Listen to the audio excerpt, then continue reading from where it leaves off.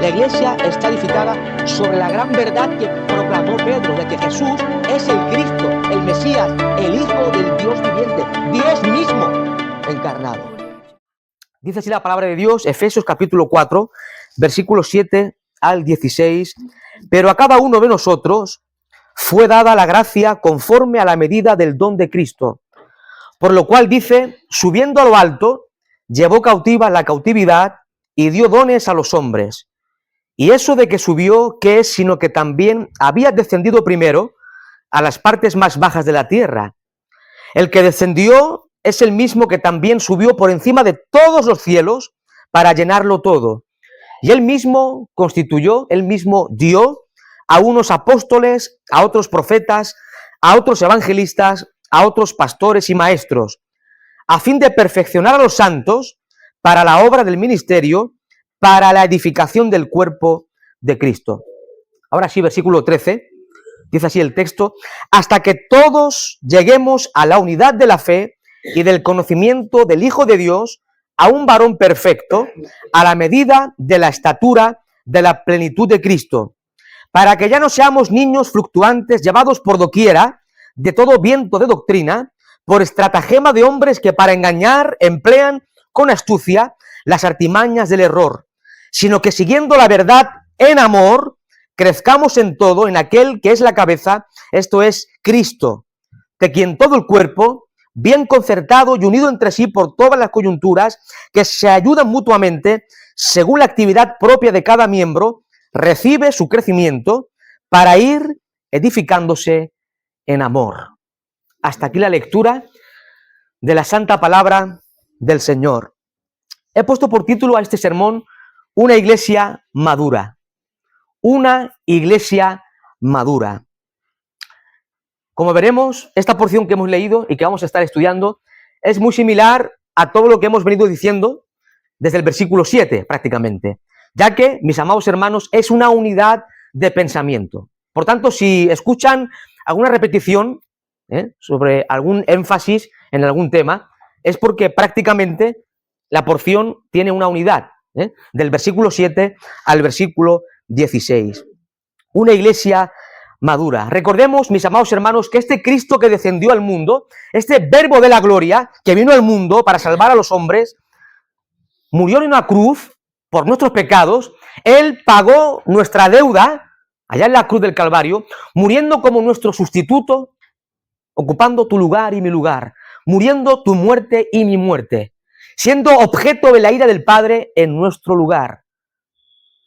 Pero este Cristo que murió también fue sepultado, pero no quedó en el sepulcro, ¿verdad? Cristo al tercer día resucitó glorioso. Y ese Cristo que resucitó también ascendió hasta los cielos y se sentó a la diestra de la majestad en las alturas, a la diestra del Padre. Y mis amados hermanos, Cristo vive. Oigan bien, Cristo vive. Él está a la diestra del Padre. Él reina sobre todas las cosas. Él es el soberano del universo. Y este Cristo exaltado, este Cristo glorificado, dio dones a su iglesia. Cristo ha dado hombres capacitados con dones, oficios, ¿para qué? Para equipar a los creyentes para el servicio mutuo, con el fin, con el propósito último de edificar la iglesia del Señor Jesucristo. En esta porción que hemos leído, mis amados hermanos, el apóstol San Pablo nos presenta el objetivo final y la causa definitiva de la razón para la edificación del cuerpo que es la iglesia. Y Pablo dice, hasta que lleguemos a la unidad de la fe y del conocimiento pleno del Hijo de Dios. Ahora, ¿qué es la unidad de la fe? Recordemos de que el pensamiento de Pablo está tratando acerca de la unidad en la iglesia.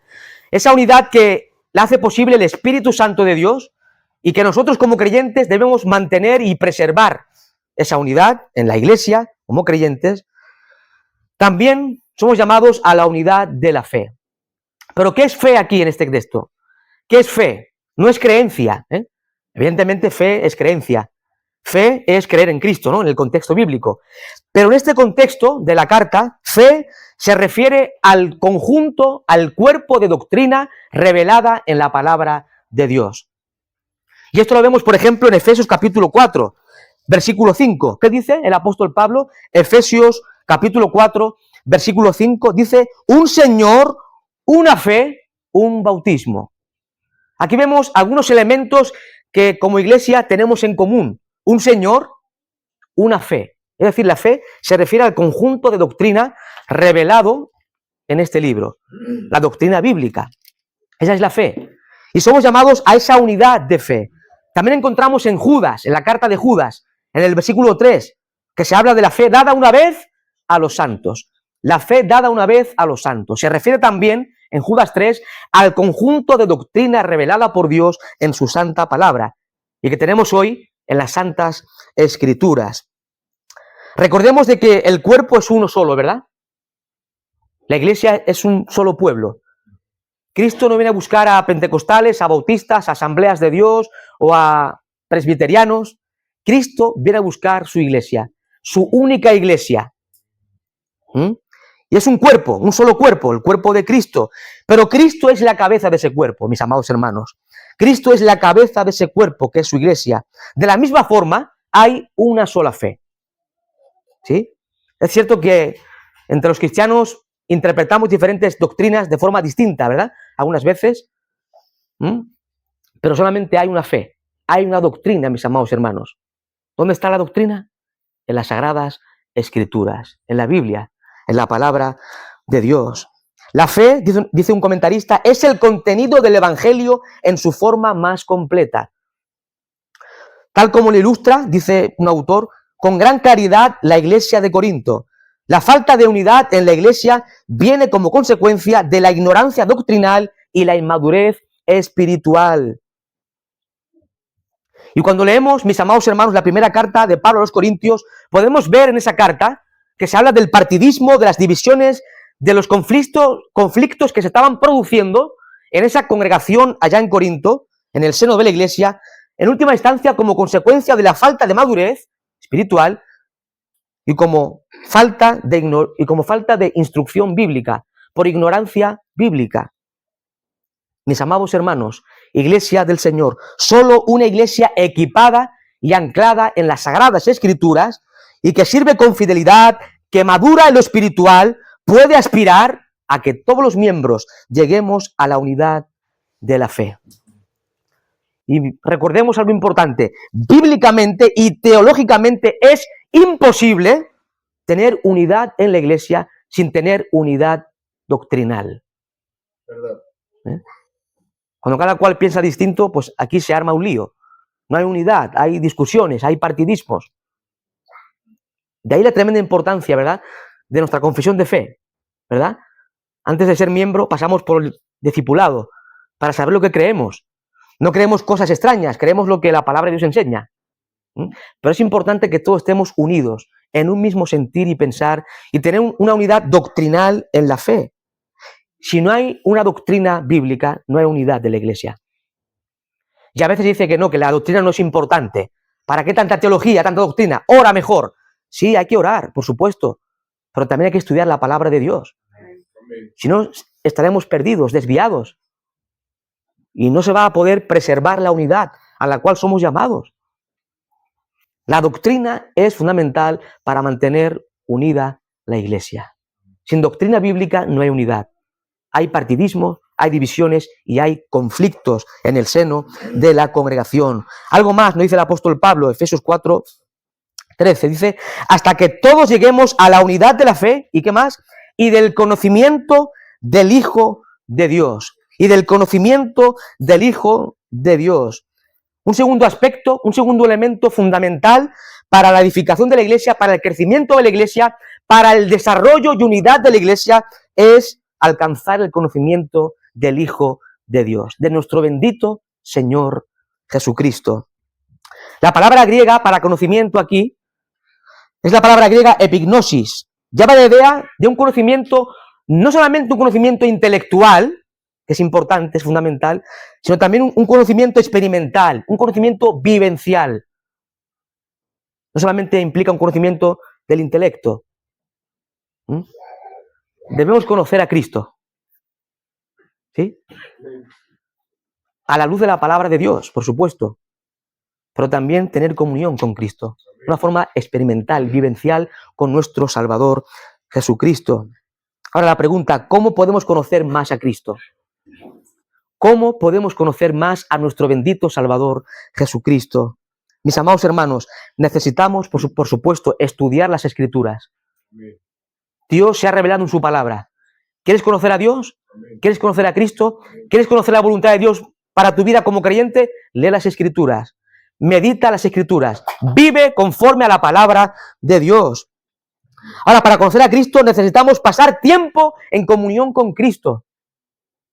Necesitamos, como creyentes, pasar tiempo en comunión profunda con Jesucristo. Cultivar una relación personal con nuestro Señor y Salvador mediante la oración, mediante el estudio diligente de las Santas Escrituras. Mis amados hermanos, nuestra mayor necesidad como creyentes es conocer más y mejor a Cristo. El Evangelio es Cristo, el cristianismo es Cristo, la vida cristiana es Cristo. ¿Qué estamos haciendo para conocer más a Cristo?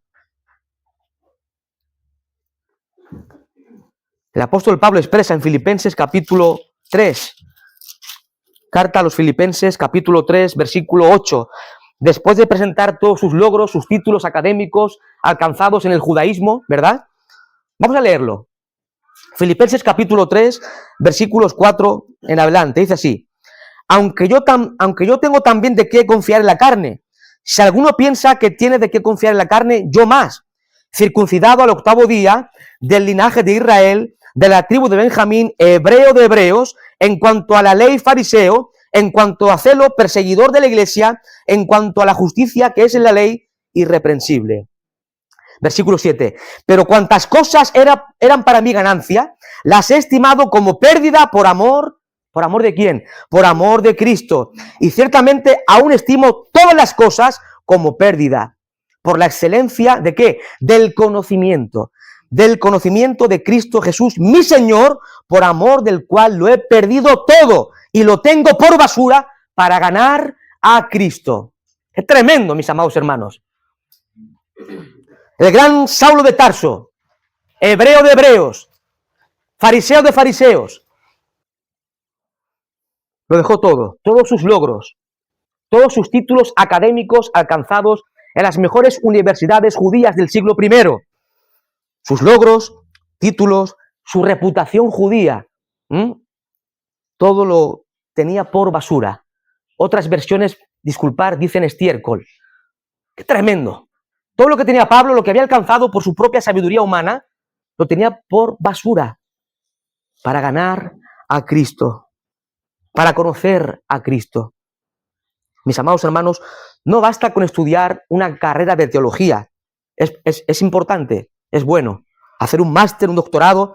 Mis amados hermanos, estaremos toda nuestra vida estudiando, investigando la persona y obra de nuestro bendito Salvador, y jamás, ni en este siglo ni en el venidero, podremos llegar a comprender lo precioso que es Cristo, lo valioso que es Cristo, todo lo que es Cristo y todo lo que Cristo ha hecho por su pueblo en la cruz del Calvario. Jamás llegaremos a entender lo sublime que es Jesucristo, lo sublime que es el sacrificio de Cristo por su pueblo en la cruz del Calvario. Ni en esta vida, ni en la venidera. Estaremos toda la eternidad estudiando, investigando, para conocer más a Cristo. Y nunca llegaremos, por muchas eternidades que vivamos, jamás llegaremos a comprender todo lo que es Cristo y todo lo que Cristo ha hecho por nosotros. La iglesia de hoy, mis amados hermanos, no necesita entretenimiento, no necesita circos, necesita a Cristo. La iglesia necesita conocer a Cristo. Todos nosotros necesitamos conocer más y mejor a Cristo. No solamente un conocimiento bíblico, teológico, intelectual, necesitamos vivir en comunión con Cristo. Decía el pastor bautista y predicador inglés del siglo XIX, Charles Spurgeon, decía lo siguiente, y lo cito: el que no ansía conocer más de Cristo, aún no conoce nada de Cristo. Y sigue diciendo Spurgeon: busca conocer más a Cristo en su divina naturaleza, en su humildad, en su obra, en su muerte, resurrección, en su gloriosa intercesión, y en su futuro advenimiento como rey. Permanece mucho más cerca de la cruz e investiga el misterio de las heridas del Señor. ¿Pasamos tiempo con Cristo? Podemos estar 15 horas trabajando, que es ilegal incluso. 15 horas trabajando. 15 horas, bueno, 15 no, pero 5 paseando.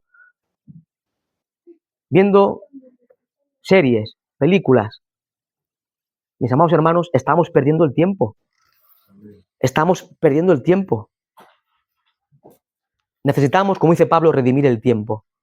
El tiempo se nos va. Y aquí no vamos a estar eternamente, ¿eh? Igual, cualquier día nos vamos de aquí. Mis amados hermanos, aprovechemos bien el tiempo para conocer a Cristo. No queremos saber otra cosa sino a Cristo y a este crucificado. Mis amados hermanos, crecer en el conocimiento de Cristo nos llevará a vivir para Cristo. Es práctico el conocimiento de Cristo. No solamente para ser un gran teólogo, gran conocedor. Eso, si no vivimos a Cristo, no sirve para nada. Conocer griego, hebreo, teología sistemática, filosofía, exégesis bíblica, no sirve para nada si no vivimos en comunión profunda con Cristo. Conocer a Cristo nos llevará a vivir para Cristo, para su gloria, y nos llevará además a andar como Cristo anduvo. Primera de Juan, capítulo 2, versículo 6. El que dice que permanece en Él, en Cristo, debe andar como Él anduvo. La pregunta, ¿estás andando como Cristo anduvo? Somos llamados a andar como Cristo anduvo, a reflejar el carácter de Cristo. Y si hay alguien aquí que no conoce a Cristo, recordemos algo importante. Conocer a Cristo es vida eterna, ¿verdad? Conocer a Cristo es vida eterna. Por el contrario, no conocer a Cristo es condenación eterna. No conocer a Cristo es condenación eterna.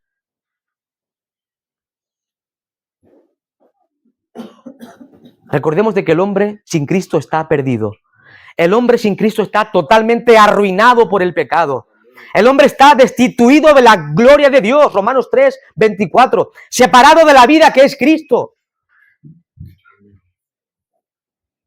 El hombre sin Cristo va camino a la condenación eterna. Mis amados hermanos, es terrible la condición y el estado y el futuro, el destino del ser humano sin Jesucristo.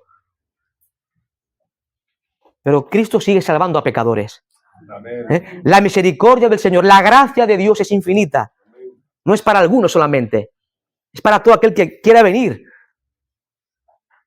Y Él dice, venid a mí todos los que estáis cargados y trabajados, y yo os haré descansar.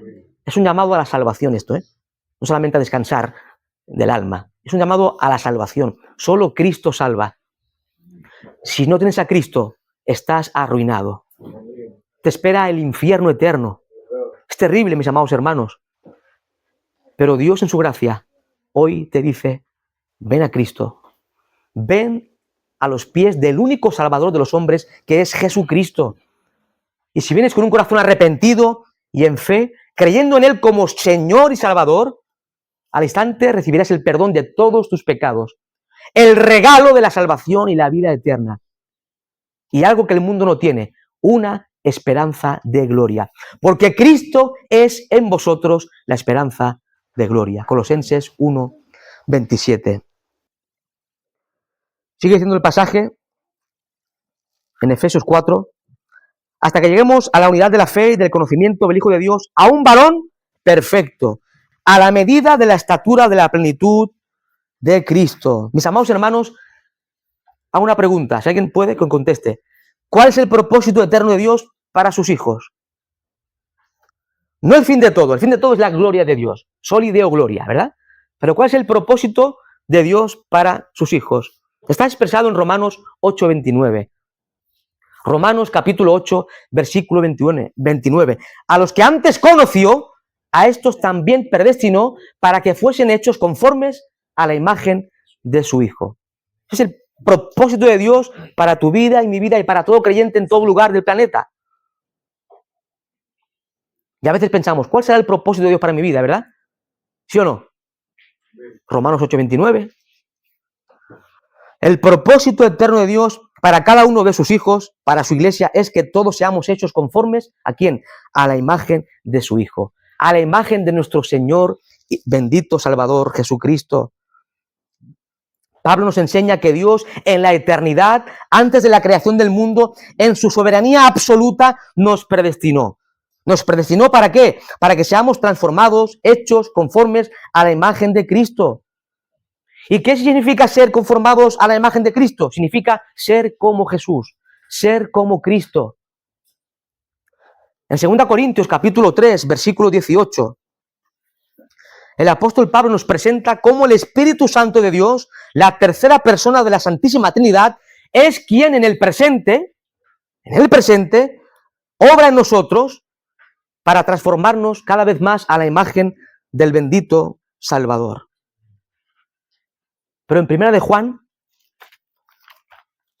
capítulo 3, primera carta de Juan capítulo 3, versículo 2 y 3 dice así: Amados, ahora somos hijos de Dios, y aún no se ha manifestado lo que hemos de ser, pero sabemos que cuando Él se manifieste, seremos semejantes a Él, porque le veremos tal como Él es. En la eternidad, Dios determinó y nos predestinó para ser conformados a la imagen de Cristo, ¿verdad? En el pasado, en la eternidad. En el presente, el Espíritu Santo de Dios está obrando en nosotros para hacernos conformes a Cristo. Pero esto se cumplirá en un momento futuro, ¿verdad? En un momento escatológico, cuando entremos por las puertas de la eternidad y veamos cara a cara a nuestro Señor Jesucristo. Entonces seremos como Él, porque le veremos tal como Él es. Nosotros los cristianos debemos reflejar el carácter de Cristo. Debemos reflejar el carácter de Cristo, recordando de que Dios mismo está obrando en nosotros para hacer posible nuestra semejanza a Cristo. Y mis amados hermanos, aunque esta perfección que habla aquí el apóstol Pablo, esta plena madurez se alcanzará en la gloria, ¿verdad? ¿Sí o no? No obstante, como creyentes, como discípulos radicales de Jesús, somos llamados a seguir a Jesús. Somos llamados a seguir a Cristo. Y sí, mis amados hermanos, es cierto que aún mora el pecado en nosotros, ¿verdad? Somos pecadores redimidos. Parece una contradicción, pero es así. Pecadores redimidos por gracia. Y en el presente, por supuesto, es imposible alcanzar esta plena y total madurez de la cual nos habla Pablo aquí. Pero como creyentes, somos llamados a crecer espiritualmente para dar gloria a Dios. Y la pregunta, ¿estamos reflejando a Cristo? El propósito de Dios es que seamos semejantes a Cristo. La pregunta, ¿estamos reflejando el carácter de Jesucristo? El Verbo de gloria se hizo siervo y vivió en obediencia al Padre. La pregunta, ¿estás obedeciendo la palabra de Dios? ¿Estamos guardando los mandamientos del Señor en su palabra? Somos llamados a ser como Cristo en su actitud de servicio. ¿Cristo vino para qué? Para servir a la criatura. El Rey se hizo siervo para servir a los hombres. Ahí tenemos el ejemplo supremo, que es Cristo. Somos llamados a servir a Dios y a servir también a su pueblo, a su iglesia. Somos llamados a ser como Cristo en su amor. Juan capítulo 13, versículo 34. Un mandamiento nuevo os doy, que os améis unos a otros como yo os he amado. Un amor sacrificial, un amor sacrificado. Somos llamados a amar como Cristo amó. Somos llamados a ser como Cristo en su vida de santidad. Cuando le maldecían, Él encomendaba su causa al justo, a Dios el Padre. Siendo santo, perfecto, impecable, cuando le injuriaban, Él encomendaba su causa al Padre. Somos llamados, mis amados hermanos, a seguir las pisadas de Jesucristo. Versículo 14. Efesios 4:14 dice, ¿para qué? Para que ya no seamos niños fluctuantes, llevados por doquiera de todo viento de doctrina, por estratagema de hombres que para engañar emplean con astucia las artimañas del error. Somos llamados a la madurez espiritual. Una iglesia madura es la que el Señor quiere. Somos llamados, por tanto, a prestar suma atención a la doctrina bíblica.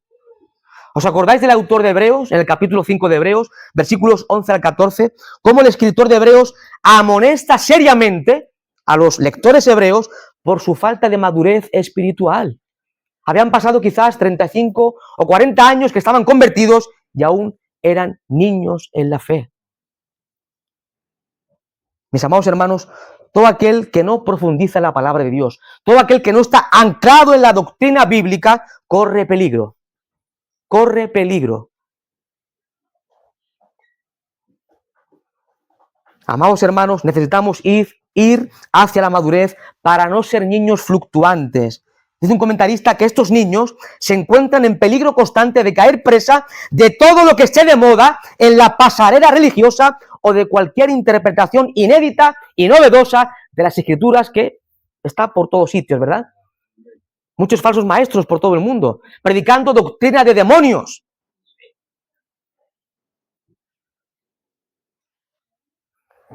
Al carecer de un conocimiento profundo de la palabra de Dios, muchos son como niños fluctuantes. La palabra fluctuantes en el texto griego implica ser sacudido por las olas, como un barco que es sacudido por las olas. Personas que se dejan llevar por el sensacionalismo y por toda moda teológica y doctrinal. Esto es peligroso para nuestras almas.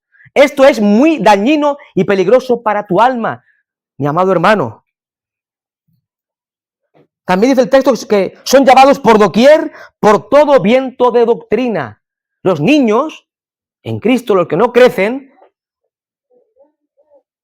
son llevados de acá para allá por todo viento de doctrina. Y la palabra aquí, la metáfora, es una metáfora náutica. Está hablando de los barcos.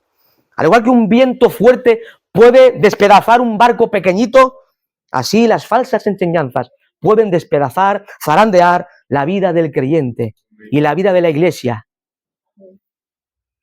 No estar firmemente anclados en la Santa Escritura hace que estemos sujetos a toda clase de herejías, interpretaciones falsas, a toda clase de ideologías humanistas y diabólicas. Será importante, ¿no?, estudiar la Biblia. Amén. Será importante enseñar doctrina bíblica, ¿no? Amén. Siempre. Por estratagema de hombres, dice. Por estratagema de hombres que para engañar emplean con astucia las artimañas del error. La palabra estratagema viene la palabra griega de la acción de jugar a los dados. Los jugadores muchas veces, ¿qué hacen? Hacen tretas, engañan, hacen trampa. ¿Para qué? Para engañar y salirse con la suya, ¿verdad? La idea es que los maestros del error, los falsos maestros, son muy ágiles, son muy sutiles, usando métodos, formas, ¿para qué? Para disfrazar su diabólica doctrina y así engañar al pueblo de Dios. Y muchos son engañados, y muchos creyentes son arrastrados. Hoy está de moda el judaísmo, ¿verdad? Ya no creen en Cristo, ahora creen en... no sé en qué creen. Y van vestidos de judíos, ¿verdad? Muchos. ¿Qué les ha pasado a estas personas? Por no conocer la palabra de Dios son arrastrados como un barco, para allá y para el otro lado. Mis amados hermanos, las Escrituras nos advierten seriamente contra este peligro. Por ejemplo, 1 Timoteo 4:1. 1 Timoteo 4:1 dice, pero el Espíritu dice claramente que en los posteros tiempos algunos apostatarán de la fe, escuchando a espíritus engañadores y a doctrinas de demonios.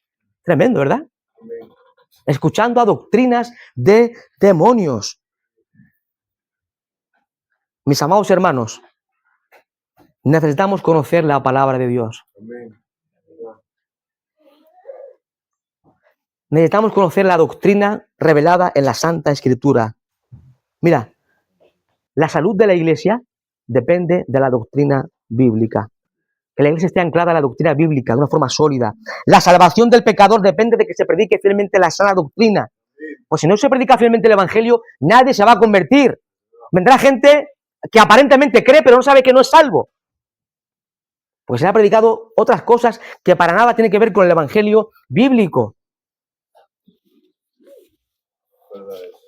Tu vida de santidad depende de la doctrina. Parece contradictorio, ¿no? ¿No? ¿Para qué tanta teología? No estudies tanto la Biblia. ¿Sí o no? Ponte de rodillas. Es que una teología sana te va a llevar de rodillas. ¿Mm?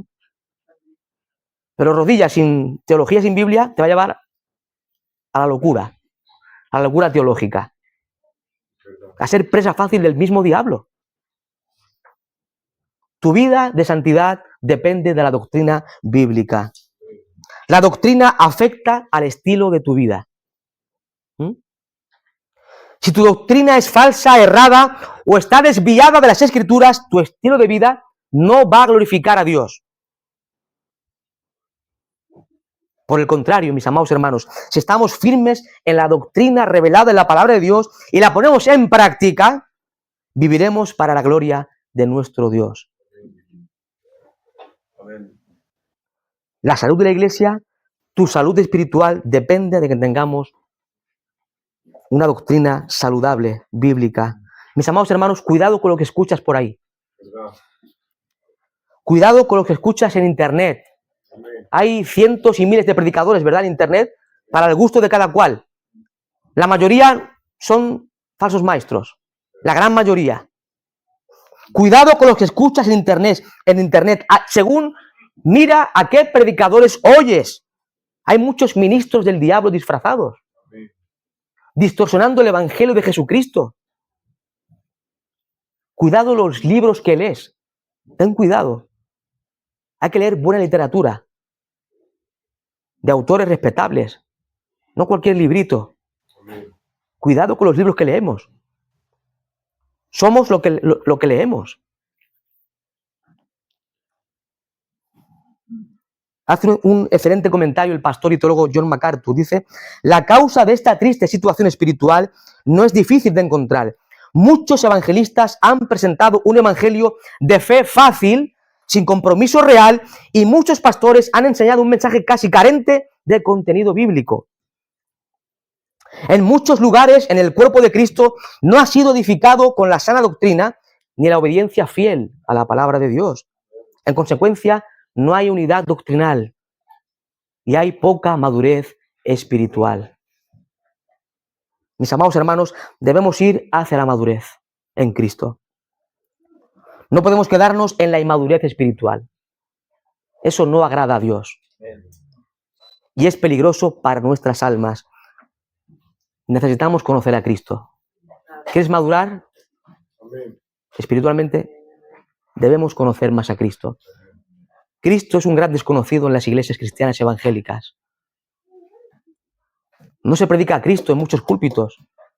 Mucho menos se va a vivir en comunión con Cristo. Es un Cristo falso. En muchos lugares se predica un Cristo falso. Necesitas leer la Biblia. Todos.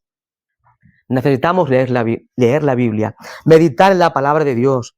Estudiar la palabra de Dios y sobre todo vivir conforme a la palabra de Dios. Y Pablo nos presenta un antídoto para no dejarnos desviar. Versículo 15. Efesios 4:15 dice el texto sagrado: sino que siguiendo la verdad en amor, crezcamos en todo en aquel que es la cabeza, esto es Cristo. Mis amados hermanos, lo que debemos hacer es seguir, hablar y actuar conforme a la verdad, practicar la verdad, aferrarnos a la verdad de Dios. Pablo presenta aquí el antídoto para no caer en desviaciones doctrinales ni ser extraviados por las falsas enseñanzas. Mis amados hermanos, la verdad del evangelio junto con el amor deben ser el afán de toda iglesia local. Seguir el evangelio y el amor debe ser tu afán y el mío. Amén. Mis amados hermanos, no nos afanemos por el día de mañana. Eso le pertenece al soberano Dios. Amén. ¿Sí? Tu vida está en su mano. Si estás en Cristo, tu vida, tu tiempo, tu destino está en sus manos. Amén. No te angusties. Amén. Descansa en Cristo. Él es soberano. Amén. No te afanes por la comida de mañana, por el vestir. Mis amados hermanos, afánate por seguir la verdad de Dios y el amor. Que ese sea tu mayor afán. Aférrate a la verdad, practica la verdad, vive conforme a la verdad de Dios revelada en las Santas Escrituras. Aferrémonos al Evangelio de Jesucristo y a su palabra, que es verdad absoluta. El mundo habla de relativismo. Nada es verdad, cada cual tiene su verdad. Eso son mentiras del diablo. La Biblia es la verdad absoluta. En este mundo de engaño, de mentiras y de falsas enseñanzas. Segunda de Pedro 1:19, dice el autor sagrado: tenemos también la palabra profética más segura, a la cual hacéis bien en estar atentos, como a una antorcha que alumbra el lugar oscuro, hasta que el día esclarezca y el lucero de la mañana salga en vuestros corazones. La palabra de Dios es luz en medio de tanta oscuridad. La palabra de Dios es lámpara a nuestros pies y lumbrera a nuestro camino. Salmo 119, 105. Para crecer necesitamos la palabra de Dios. Que cada domingo se exponga fielmente la palabra de Dios. Que la palabra de Dios afecte a nuestro estilo de vida. Que tu mente, tu corazón esté impregnado por la palabra de Dios para vivir la palabra de Dios. Amén. De nada sirve mucho estudio si después no vivimos como Dios manda en su palabra. Amén. Es mejor no estudiar. Es mejor ser ignorante, porque estamos pecando contra Dios. Conocer la palabra y ponerla en práctica, eso se llama en la Biblia sabiduría. ¿Quieres ser sabio? Conoce al Dios de la Biblia, lee su palabra y vive, anda conforme a la palabra de Dios. No hay otra forma, mis amados hermanos. Pero una cosa importante, si no hay amor, por mucha teología y doctrina bíblica, no sirve para nada. Hay que seguir la verdad y el amor, dice Pablo. Pablo dice en 1 Corintios 13 que por mucha lengua que tenga, lengua angelical, humana, toda ciencia, toda profecía, si no tengo amor, nada soy, dice Pablo. Ahora, uno a veces visita una iglesia y dice, uy, es una iglesia con mucho amor, pero la doctrina no es tan buena. No hay doctrina muy buena, pero tiene mucho amor. Bueno, pues no es una iglesia sana. Está enferma esa iglesia. Sin embargo, hay otras iglesias que tienen mucha teología correcta, pero no hay amor en la congregación. Eso es peligrosísimo también. Mis amados hermanos, debemos seguir la verdad de la palabra, pero siempre empapado de amor. Si no tenemos amor, estamos perdiendo también el tiempo en nuestra vida cristiana. El conocimiento sin amor envanece a cualquiera. Recordemos de que el gran distintivo del cristiano, la marca fundamental del cristiano, no es saber mucha Biblia, no es saber mucha teología, es el amor. Amén. Lo dice Cristo, Juan 13:35. En esto conocerán todos que sois mis discípulos, si tuvierais amor los unos para con los otros. Cuando amamos como Cristo amó, estamos reflejando el carácter de Cristo. Y la gente de este mundo, de esta sociedad caída y perdida, nos ve algo distinto, el amor. Y ve a Cristo en nosotros de alguna forma. El gran distintivo del creyente es el amor. El amor nos impulsa a predicar la palabra de Dios para edificación de los demás. El amor nos impulsa a llevar el evangelio a los perdidos. El amor es el soporte de la unidad de la iglesia. Sin amor no hay unidad de la iglesia. Hay conflictos, hay división. Versículo 15 dice también, sino que siguiendo la verdad en amor, crezcamos ¿en qué? En todo, en aquel que es la cabeza, esto es Cristo. Mis amados hermanos, no hay crecimiento, no hay vida cristiana sin vivir en íntima comunión y relación personal con Cristo. Filipenses 1:21, dice Pablo, para mí el vivir es Cristo. Y en Gálatas 2:20, con Cristo estoy juntamente crucificado y ya no vivo yo más, vive Cristo en mí, y lo que ahora vivo en la carne lo vivo en la fe del Hijo de Dios, el cual me amó y se entregó a sí mismo por mí. Pablo vivía en una comunión profunda con su Salvador Jesucristo. Y esa debería ser nuestra forma de vida también. Amén. Para crecer espiritualmente necesitamos vivir en Cristo, contemplar a Cristo, intimidad con Cristo, vivir para Cristo y seguir las pisadas de Cristo. Mi amado hermano, ¿cómo es tu relación con Cristo? ¿Cómo es tu relación? Examina tu corazón. ¿Cómo es tu relación con Cristo? ¿Dónde está Cristo en tu vida? Si Cristo no es lo primero, es lo último. ¿Verdad? Si Cristo no es lo primero en tu vida, es lo último. Si colocas otras cosas en tu vida que no es Cristo, estás cometiendo idolatría contra Dios. Un pecado terrible contra Dios. Cristo debe estar entronizado en nuestros corazones. Cristo debe ser el Rey, el único Señor de nuestros corazones, mis amados hermanos. No hay crecimiento para la iglesia como cuerpo, ni para ningún creyente sin relación con Cristo. Pasemos tiempo con el Señor, en la palabra, contemplando a Cristo. Toda la Biblia gira en torno a Cristo. El tema de la Biblia es Cristo. Leamos la palabra de Dios para obedecer sus mandamientos. Hemos dicho que el propósito de Dios para cada creyente es que seamos hechos semejantes a Cristo, ¿verdad? Mis amados hermanos, debemos reflejar a Cristo en todas las áreas y aspectos de nuestra vida. En tu trabajo, allá donde trabajas, pregúntate, ¿estás reflejando el carácter de Cristo? ¿Reflejas a Cristo en tu hogar? ¿Reflejas a Cristo en tu hogar? ¿Amas a tu esposa como Cristo amó a su iglesia? Es un mandamiento, no es un consejo. Dios no es psicólogo para dar consejos. Dios no da consejos a nadie, Él da mandamientos. Es el soberano. Maridos, amad a vuestras esposas, así como Cristo amó a su iglesia y se entregó a sí mismo por ella. Es una orden del soberano. ¿Amas a tu esposa como Cristo amó a su iglesia? ¿Estás cuidando de tus hijos y lo estás instruyendo en las santas escrituras? Como Cristo haría. Sirvamos en la iglesia como Cristo sirvió. Vivamos en santidad como Cristo anduvo. Vivamos dando testimonio con nuestro estilo de vida y anunciando el evangelio de Cristo a los perdidos. Si no seguimos el ejemplo de Cristo, si no reflejamos el carácter de Cristo, si no andamos como Cristo anduvo, en el trabajo, en la universidad, en el hogar, en la sociedad, estamos perdiendo el tiempo. Estamos perdiendo los años que tenemos de vida.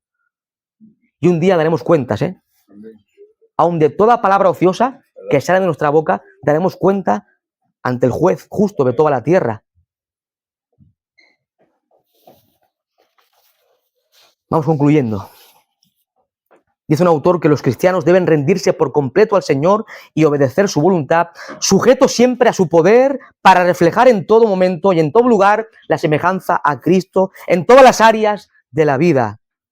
Pero recuerda de que no es por tu propia fuerza. Aquí nadie es fuerte para vivir como Cristo anduvo. Necesitamos depender de Cristo. Necesitamos depender del poder omnipotente de Cristo. En dependencia de su Santo Espíritu podremos vivir una vida en semejanza a Cristo. Y por último, y terminamos, versículo 16. ¿De quién? ¿De quién? Cristo, ¿verdad? Versículo 16. ¿De quién? De Cristo, de quien todo el cuerpo, bien concertado y unido entre sí, por las coyunturas que se ayudan mutuamente, según la actividad propia de cada miembro, recibe su crecimiento para ir edificándose en amor. Pablo presenta aquí la metáfora del cuerpo humano para referirse a la iglesia como un organismo vivo. La iglesia recibe crecimiento de la cabeza que es Cristo. La iglesia recibe crecimiento de la cabeza que es Cristo. Cristo no solamente es Señor, Salvador, soberano y dueño absoluto de la iglesia. Cristo no solamente es la piedra angular y el fundamento, es también quien da crecimiento a su iglesia. Por otro lado, Cristo ha dado dones, ha dado talentos, capacidades a cada creyente por gracia para servirnos unos a otros, para ayudarnos unos a otros, amén, para orar los unos por los otros, para animarnos unos a otros, para consolarnos unos a otros en momentos de aflicción y para que todos juntos crezcamos a la semejanza con Cristo. Mi amado hermano, concluyo, sé fiel usando tus talentos, dones, capacidades que has recibido por gracia. A Cristo le costó mucho ganar estos dones para usted y para mí. la cruz. Cristo no te ha dado dones para que vivas al margen de la iglesia local. Eso es un atentado contra los dones de Cristo. Se sirve al Señor en el contexto de la iglesia local, no al margen de una iglesia. Eso es pecado contra Dios. Lo hemos visto, ¿verdad? En este pasaje. ¿Sí o no? Talentos, oficios, ¿todo para qué? En el contexto de la iglesia, no en la casa. No se puede vivir la vida cristiana en la casa. Eso es distorsionar el evangelio de Cristo. Todo lo que hace Dios lo hace en el contexto de la iglesia local, no al margen de la iglesia local. Pon tus dones al servicio de Cristo y de su amada iglesia. No hacerlo es pecado. No poner nuestros dones y talentos al servicio de Dios y su iglesia es pecado terrible ante Dios. Pero recuerda, mi amado hermano, es en vinculación con Cristo que la iglesia y el creyente recibe crecimiento, orientación y desarrollo espiritual. Concluyo, un minuto. Vemos en este pasaje, por tanto, que una iglesia madura es una iglesia que conoce, guarda, vive y defiende la palabra de Dios. Una iglesia madura preserva la unidad de la congregación. Una iglesia madura depende enteramente de Cristo. Una iglesia madura depende enteramente de Cristo, que es cabeza de la iglesia. Una iglesia madura sigue la verdad de las Escrituras y el Evangelio de Jesucristo. Una iglesia madura lo hace todo en amor. Sirve en amor, predica en amor, evangeliza en amor. Una iglesia madura es una iglesia donde cada creyente sirve con sus dones y talentos para dos cosas: para edificación del cuerpo y para la gloria de Dios. Dice Pablo en 1 Corintios 10 que todo lo que hagamos, si comemos, bebemos, sea lo que sea que hagamos, lo hagamos todo para la gloria de Dios. ¿Estamos viviendo para su gloria? ¿Estamos viviendo para la gloria del Rey? Oremos al Señor para que nuestras vidas reflejen el carácter de Cristo y sobre todas las cosas glorifique al Rey de Reyes y Señor de Señores. Nuestro hermano Fernando ora al Señor.